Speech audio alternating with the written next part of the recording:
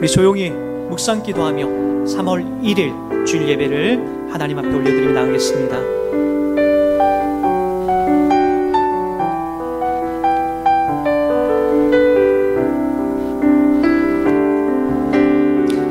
하나님은 영이시니 예배하는 자가 신령과 진리로 예배할지니라. 아멘. 우리 찬송 지존하신 주님 찬양하면서 우리 예배 가운데로 나가도록 하겠습니다.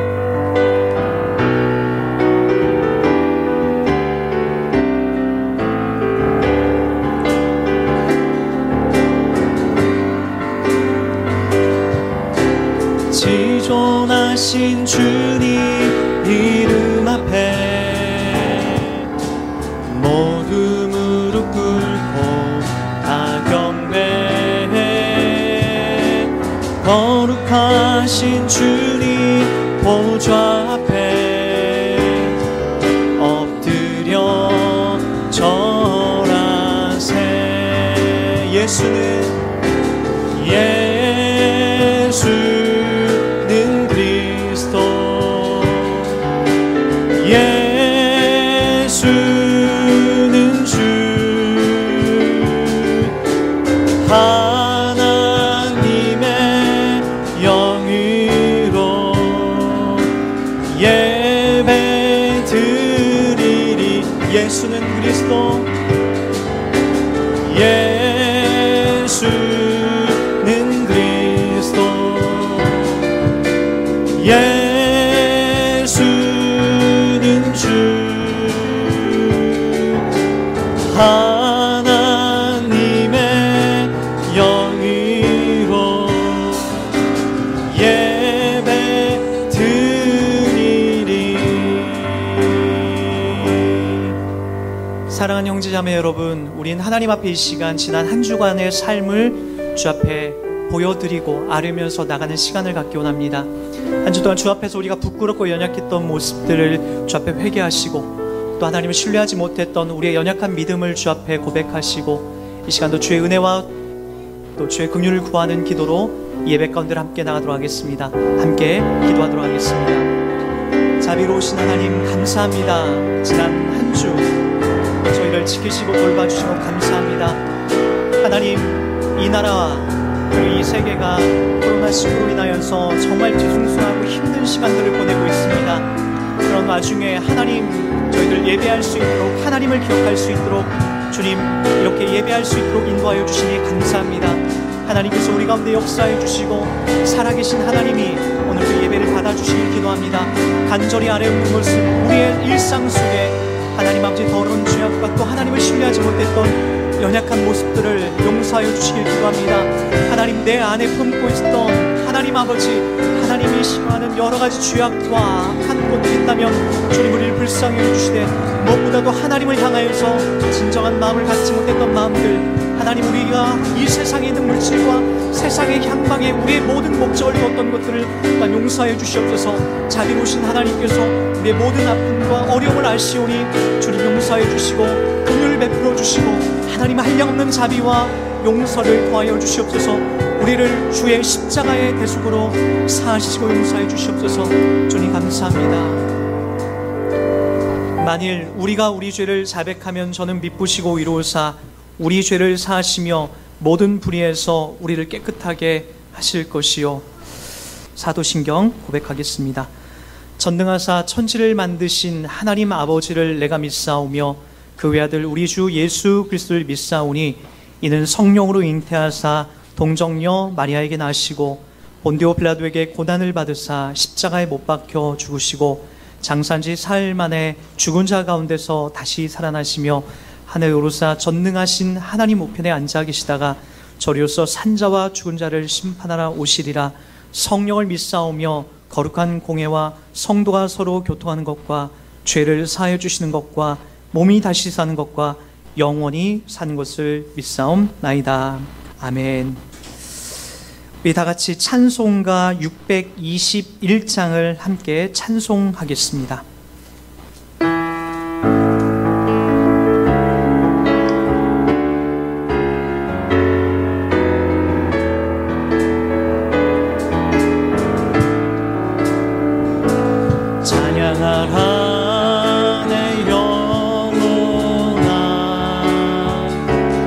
찬양하라 내 영혼아 온 마음과 정성 다하여 주 찬양하라 경배하라 내 영혼아 경배하라 내 영혼아 온 마음과 정성 다하여 주 경배하라.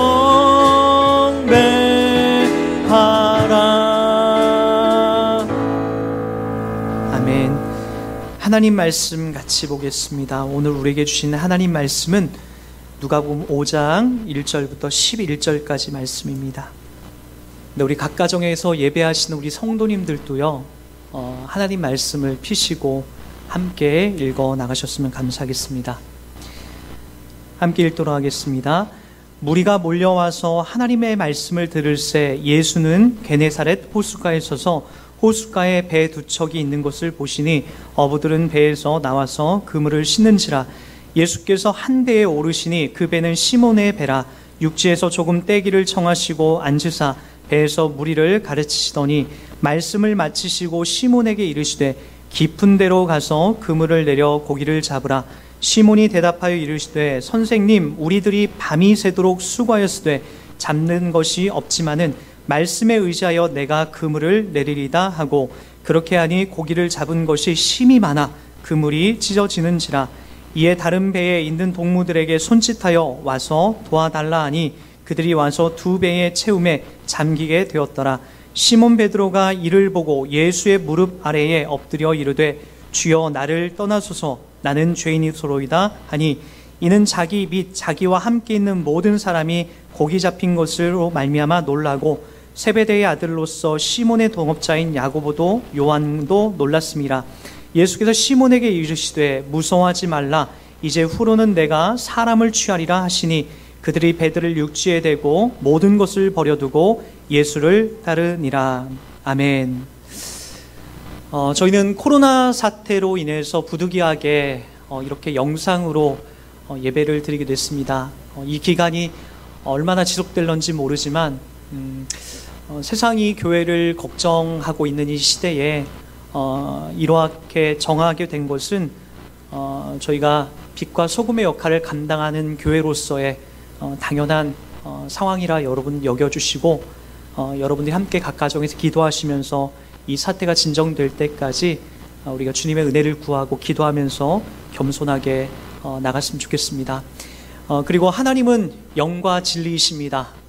이 교회에서 예배드리는 것뿐만 아니라 각 가정에서 예배하는 성도님들의 마음 속에 그리고 여러분의 여건 속에도 하나님이 함께하고 계십니다. 그러기에 지금 여러분들이 예배하는 그 장소 그곳에도 하나님이 동일하게 함께하고 있다는 것을 믿으시면서 그 자리에서 신령과 진리로 예배하는 여러분이 되시길 바라겠습니다.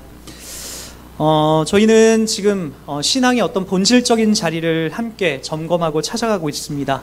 그 중에서도 지금 예수를 모르는 우리들에게 이 복음이, 이 진리가 찾아올 때에 우리들에게 어떤 반응이 일어나는지에 대한 이야기를 몇 주간에 걸쳐서 조금 더 살펴보도록 하겠습니다. 복음이 우리들 가운데 찾아오게 되면 가장 먼저 우선되는 것이 두려운 감정입니다. 이 경외심이라고도 해야 될까요? 복음이 제대로 선포되면 그 말씀 안에서 이제 하나님을 만나게 됩니다. 우리는 하나님과 전혀 상관없는 삶을 살아왔기 때문에 하나님을 만나는 순간, 이 마주치는 순간 이제 큰 두려움이 생기게 됩니다. 이런 마음으로 들어오게 되는 거죠. 이제 나는 죽었구나 라고 하는 이런 두려운 마음들이 우리를 압도하게 됩니다. 여러분 구약 성경 속 우리가 계속해서 창세기를 같이 공부해 오면서 하란으로 올라가던 이 야곱의 이야기를 저와 여러분들은 아실 겁니다. 야곱은 하란으로 가는 길에 그 베델이라는 장소에 머물다가 돌베개를 자고 그날 밤 잠을 자다가 하나님의 임재를 경험하게 됩니다. 그때 이제 이 야곱이 고백했던 이야기가 있죠. 잠에서 깨어난 후에 두렵도다 이곳이여 라고 하면서 너무나 자기가 하나님을 만난 사건으로 인해서 두려운 마음을 표력합니다. 이사야서 6장에도 동일한 이야기가 나옵니다. 예언자 이사야가 성전에서 기도하던 중에 환상 중에 하나님을 보게 되죠. 그때 그는 화루다 나여 망하게 되었도다 라고 하면서 나는 입술이 부정한 사람이요 나는 입술이 부정한 백성 중에 거주하면서 만군의 여호와이신 하나님을 배웠다라고 하면서 하나님의 임재 속에서 자기의 이 두려운 마음을 피력하고 있는 것을 우린 보게 됩니다. 오늘 우리가 읽은 본문도 동일합니다. 이 시몬 베드로가 예수님을 만나고 크게 두려워하는 장면이 보여지게 됩니다. 다 알다시피 시몬 베드로가 이 갈릴리, 오늘 이 누가복음에는 게네사렛 호숫가라고 하는 이 명칭으로 등장하게 됩니다. 이 갈릴리 호숫가에서 고기를 잡았다라고 납니다. 고기를 잡는 그 시간에 예수님이 그를 찾아가게 됩니다. 여러분, 이 갈릴리에서 이 베드로만큼 이 물에 갈릴리 호숫가에 어떤 고기가 많이 잡히고 그리고 물의 요동함을 많이 느끼고 그 다음에 모든 이 환경을 잘 아는 사람은 이 베드로만한 사람은 없습니다. 태어날 때부터 그곳에 살아알고 자라왔던 이 베드로는 고기 잡는 모든 테크닉을 다 갖고 있었던 사람이에요. 근데 유독 그런 날이 있습니다. 해도 안 되는 날이 있어요. 해도 안 되는 날. 오기로 오늘 내가 끝까지 한번 금을 내려서 잡아보겠다라고 하는데 안 되는 날이 있습니다. 그날 베드로도 오기를 부려가면서 내가 한 마리라도 내 잡고 간다는 심정으로 그렇게 그물을 밤새도록 내리게 됩니다. 근데 참 희한해요. 그날따라 한 마리도 잡히지 않게 됩니다. 그리고 그 한 마리도 잡히지 않는 그 상황, 그 새벽이 다가오고 사람이 이제 분별하는 그 새벽 미명, 그 찰나에 예수님이 그에게 찾아오시게 됩니다. 이 장면이 예수님과 베드로가 처음 만나는 장면이거든요. 그때 어떤 일이 벌어지게 되냐면은 이 베드로가 예수님의 말을 듣기 시작합니다. 밤새도록 고기를 잡지 못하고 그물을 씻어내고 있는 찰나에 예수님께서 좀 더 깊은 데에다가 가서 그물을 내려봐라 라고 얘기합니다. 베드로가 그 말을 듣고 그냥 순종해 버립니다. 밤새도록 내가 수고하여서 고기를 못 잡았지만 뭔가 이게 신비한 분이 지금 자기에게 말을 걸어오거든요. 도대체 우리의 이웃은 아닌데 도대체 저분의 말에 순종하지 않으면 안 될 것 같은 그런 묘한 두려운 마음에 바로 그물을 내리게 됩니다. 근데 이게 웬일이에요?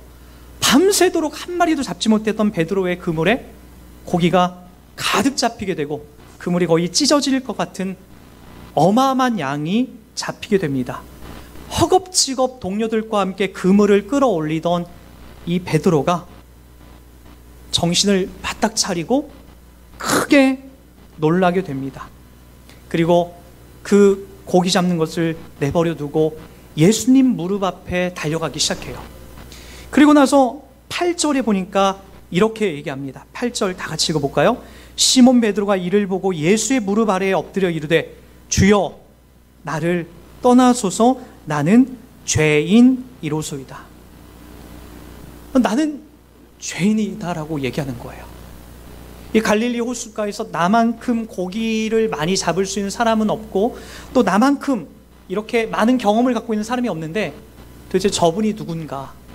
도대체 저 중압감이 느껴지는 저분은 도대체 누구인가가 베드로에게 큰 숙제였던 거예요.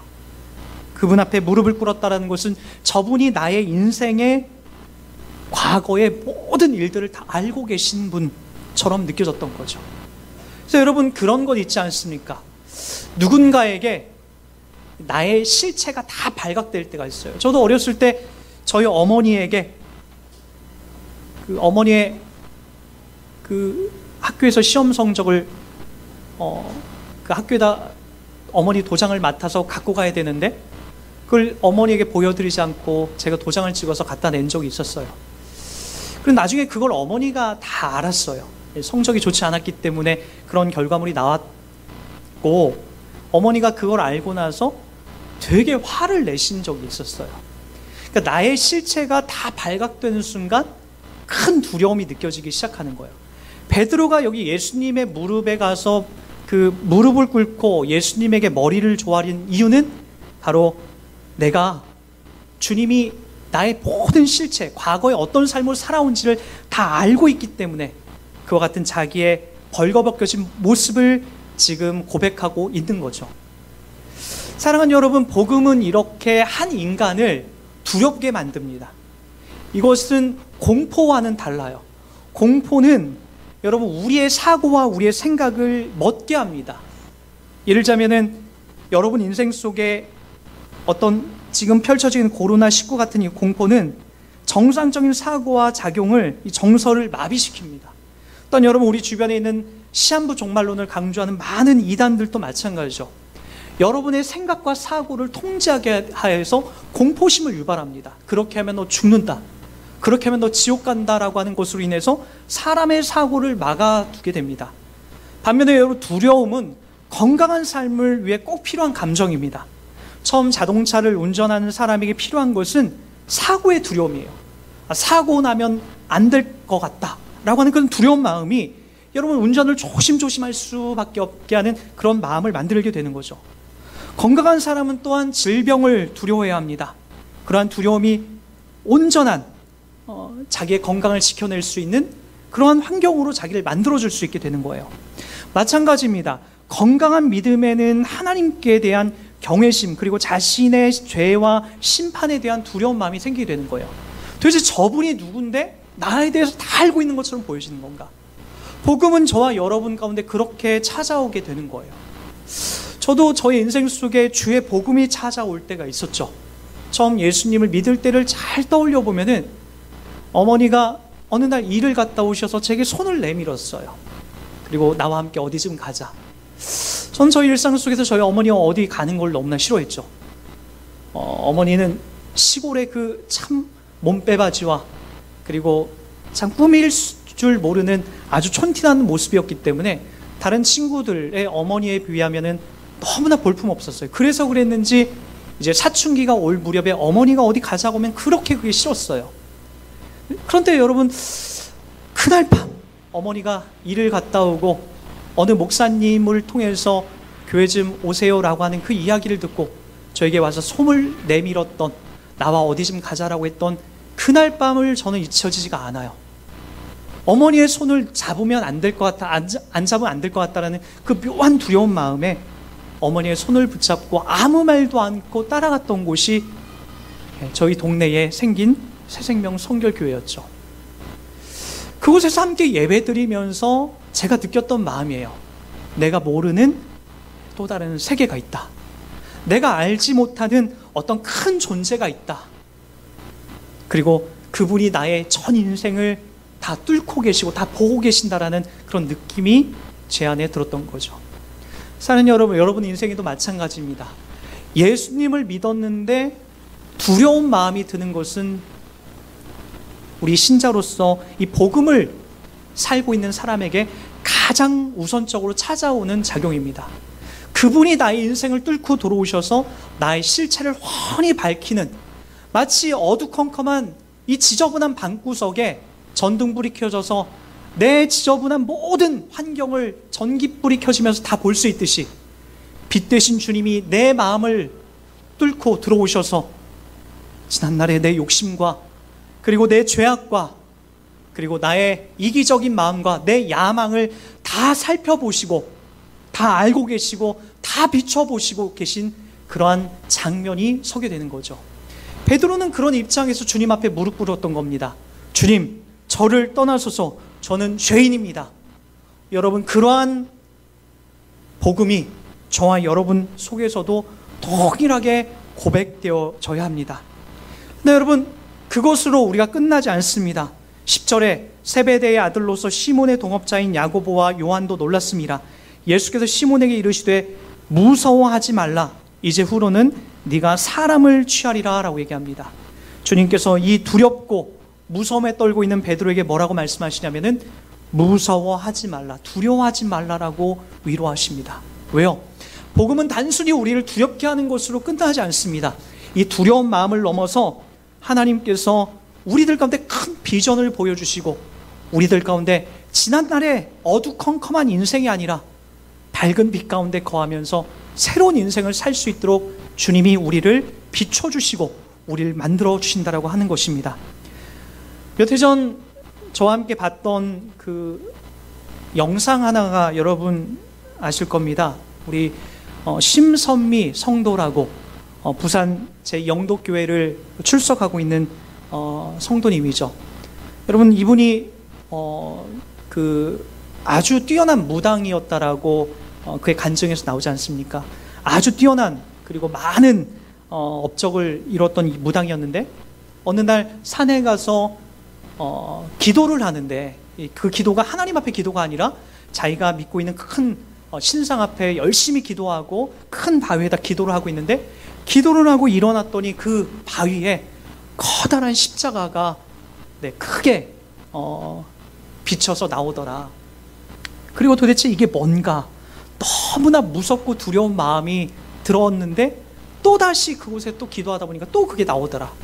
도대체 이게 뭔가 집에 와서 고민하면서 방송을 틀었는데 CTS가 나오고, 어느 목사님이 생방송으로 진행하는 이 프로그램에 전화를 걸어서 내가 무당인데 내가 기도하면 내 눈앞에 십자가가 보인다라고 하는 그런 이야기를 담아냈다는 것, 우리 다 보고 듣지 않았습니까?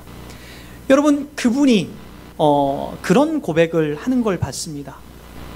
예수님을 이제 만나고 예수님 영접하고 그 두려운 마음을 이제 다 떨쳐나고 내니까 자기 마음속에 얼마나 큰 행복과 기쁨이 생기는지 모르겠다라는 거예요.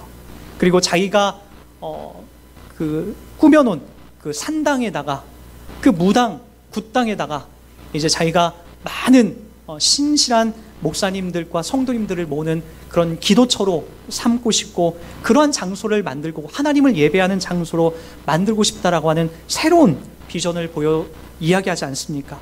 오늘 베드로에게도 마찬가지예요. 무서워하지 말라, 이제 후로는 내가 사람을 취하리라 라고 얘기하지 않습니까? 정확한 거죠. 하나님께서 그 두려운 마음을 이제 진정시키고 그에게 새로운 비전을 보여주면서 하나님의 나라에 동참시키고 하나님 백성으로 붙잡아 가고 있다는 겁니다. 사랑하는 여러분, 저와 여러분 마찬가지입니다. 예수를 믿고 두려운 마음 속에서 그것으로 끝이 아니라 이제 하나님께서 우리 인생 속에 사람을 낚는 어부와 같은 새로운 비전과 새로운 계획을 저와 여러분 가운데 열어주실 것입니다. 사랑하는 여러분, 지금 우리는 참으로 어렵고 힘든 그런 상황에 직면해 있습니다. 이러한 상황 속에 있는 우리들은 도대체 어떤 인생을 담아내야 될까요?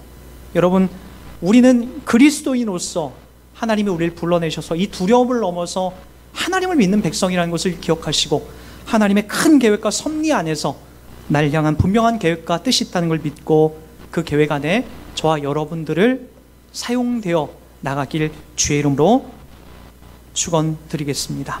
우리 함께 기도하도록 하겠습니다. 공포는 우리의 사고와 우리의 생각을 멎게 하지만 두려운 마음은 우리가 살아가는 삶의 의미를 생각하게 하고 더 조심하게 하고 바른 비전을 발견하게 한 줄 믿습니다. 주님이 우리 가운데 찾아오셔서 이 두려운 마음을 통하여서 하나님이 나에게 준 인생의 바른 방향과 바른 의미를 알게 되는 줄 믿습니다.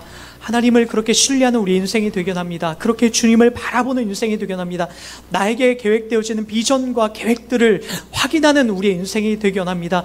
이번에 코로나 사태로 인하여서 펼쳐져 있는 이 모든 자리가 고통의 자리가 아니라 이 두려움을 통하여서 하나님의 놀라운 뜻과 계획을 발견하고 확인하는 우리 성도님 되도록 주님 붙잡아 주시길 기도합니다. 각 가정에서 예배하고 또 하나님을 사랑하는 우리 귀한 성도님들이 이 땅을 어떻게 살아가야 되는지 그 삶의 의미를 확인하는 복된 인생 되도록 붙잡아 주시옵소서. 감사드리며 우리를 죄악 가운데 구원하신 예수님 이름으로 기도드립니다. 아멘. 네, 교회 소식 몇 가지를 안내하도록 하겠습니다. 각 가정에서 예배를 드리시면서 또 하나님 앞에 기도하고 있는 우리 교우님들 주님 안에서 평안하시기를 인사드립니다. 그리고 여러분의 인생 속에서 또 이와 같은 시간들이 많이 주어지지 않았던 것 같아요. 그래서 저도 어색하고 여러분들도 많이 어색하겠지만 주어져 있는 이 시간들을 하나님의 뜻을 발견하면서 함께 기도하면서 우리가 차분하게 주님의 시간들을 보냈으면 좋겠습니다. 이러한 예배가 언제까지 진행될런지 모르겠습니다. 적게는 한 2주 그리고 많게는 한 4주까지 갈 가능성이 있는데요. 여러분 오랜 시간 보지 못하더라도 여러분들이 서 있는 가정 속에서 여러분 영혼이 나태하지 않도록 말씀을 늘 가까이 하시고 또 기도하시면서 그렇게 건강하게 여러분 시간들을 보냈으면 좋겠습니다. 교회 소식을 마무리하고 이제 우리 마지막 찬양 우리 교회에서 매주마다 마지막 축복하는 찬양 있죠? 여호와는 너에게 우리 찬송하면서 오늘 예배를 마무리하도록 하겠습니다.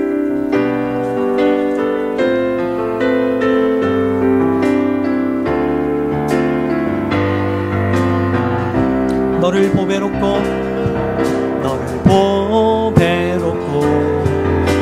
존귀하게 여기시는 하나님이 내 삶 속에서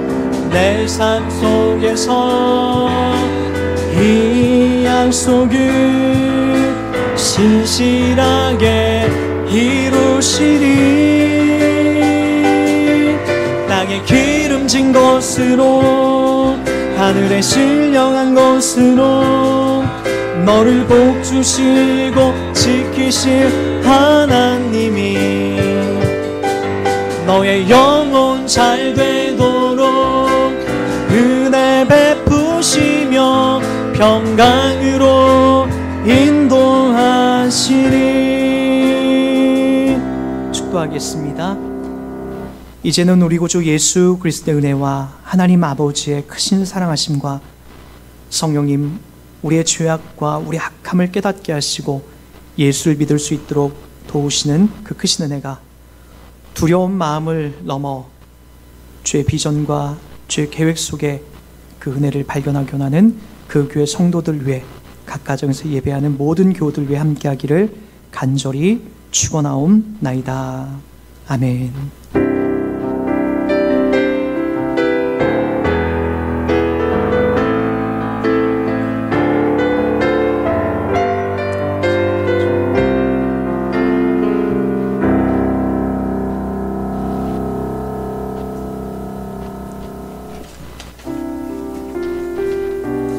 네, 이상으로 모든 예배를 마쳤습니다. 우리 성도님들 다음 주에 또 만나도록 하겠습니다. 감사합니다.